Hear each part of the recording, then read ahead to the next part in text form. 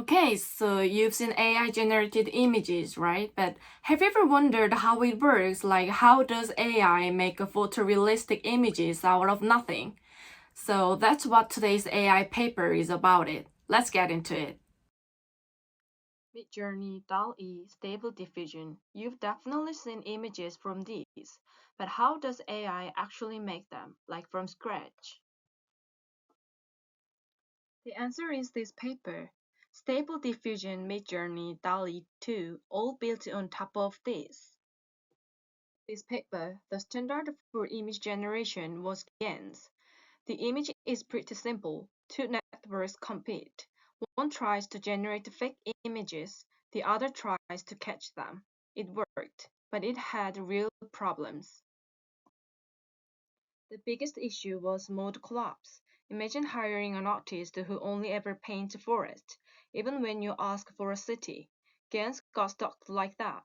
DDPM offered a completely different approach.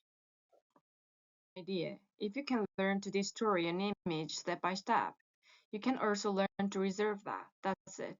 The inspiration actually came from the thermodynamics, how ink spreads through water.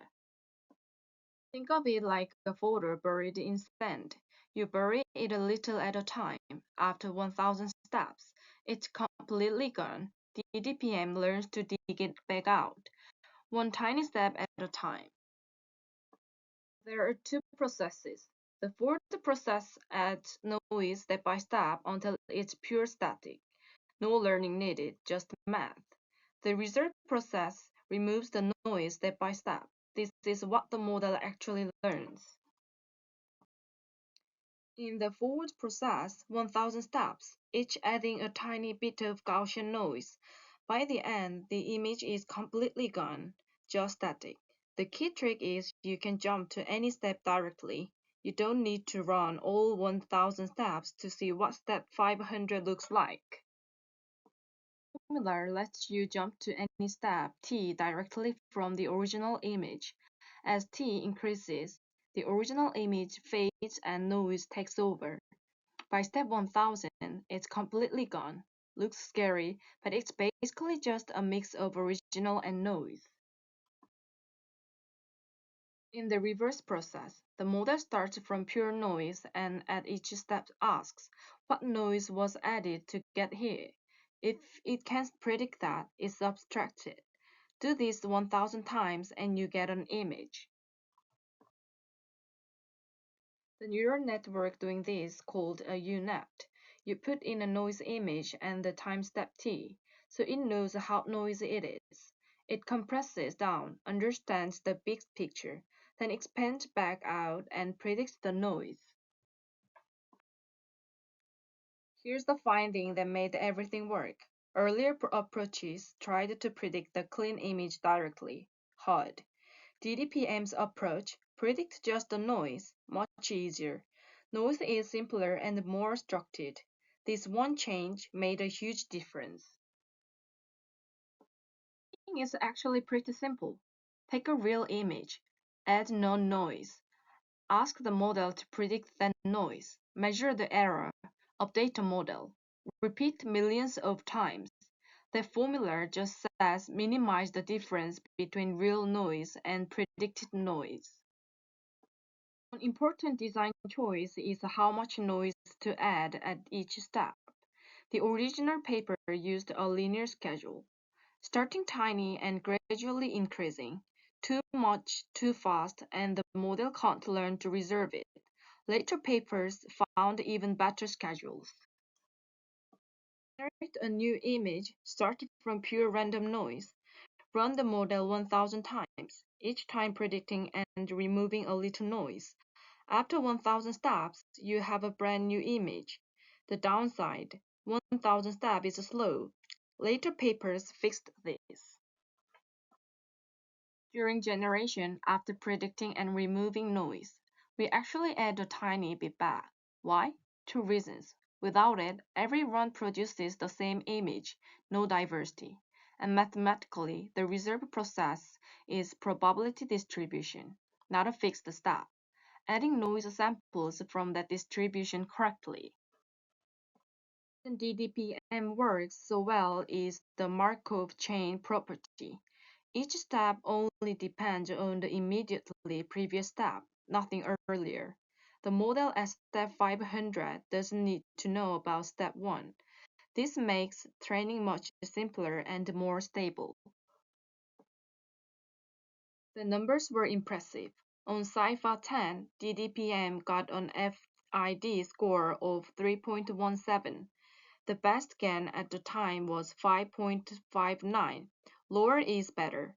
And on higher resolution datasets like LSUN, it matched GAN quality, better results, and the training was more stable. Actual samples from the paper: LSUN church on the left, LSUN bedroom on the right. These are all AI generated, no mode collapse. Every image is different. The most interesting part of this paper is the connection the authors found.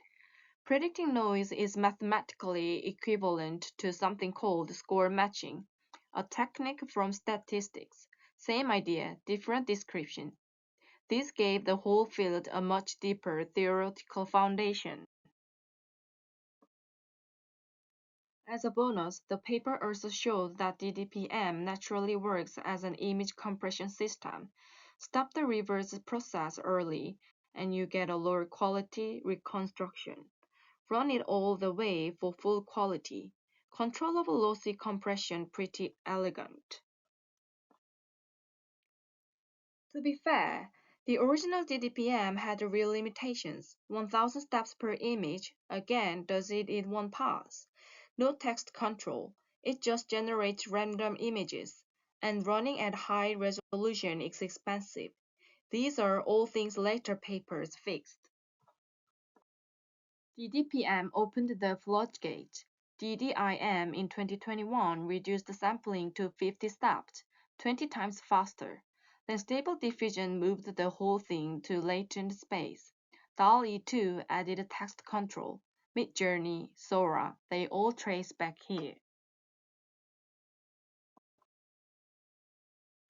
Stable Diffusion made 3 key changes. It ran diffusion in latent space, 64 times cheaper. It added text control via clip, and it used DDIM's faster sampling. Same fundamental idea, just way more practical. Why did diffusion win? 4 reasons. Training is stable, outputs are diverse. It scales, bigger model means better results, and it works on basically any sequence data. Around 25,000 citations in just a few years. Stable Diffusion cites it. DALL-E 2 cites it. Midjourney underlying model cites it. Every major image generation tool you use today traces directly back to this paper. The reach of diffusion models is massive. Image generation obvious, but also video with Sora and Runway, audio generation, even weather forecasting. The same core idea applied it everywhere. 5 things. 1. Add noise. Then learn to reverse it. 2. Predict the noise, not the image. 3. 1000 steps to generate one image. 4. Stable, diverse, scalable. That's why it beat GANs. 5. Everything in image AI today built on this. What I love about this paper is how elegant the idea is. Destroy something, learn to rebuild it. That's the whole thing. The math gets complicated, but the concept is almost naive in its simplicity. And the simplicity is exactly what made it so powerful. Thing that didn't get solved in the original paper, 1000 steps is slow. DDIM in 2021 showed you can skim most steps with a smarter sampling strategy. Now modern models generate images in 4 steps or fewer. The original DDPM just generates random images, no text control. They came in stages. Classifier guidance in 2021, then classifier-free guidance, which is what Stable Diffusion uses. then clip-based conditioning, which gives us real text to image. Running diffusion on full 512 by 512 pixels means 786,000 values to process every single step. Stable diffusion's fix: compress the image first, run diffusion in that small space, then decode back. Same quality, 64 times cheaper.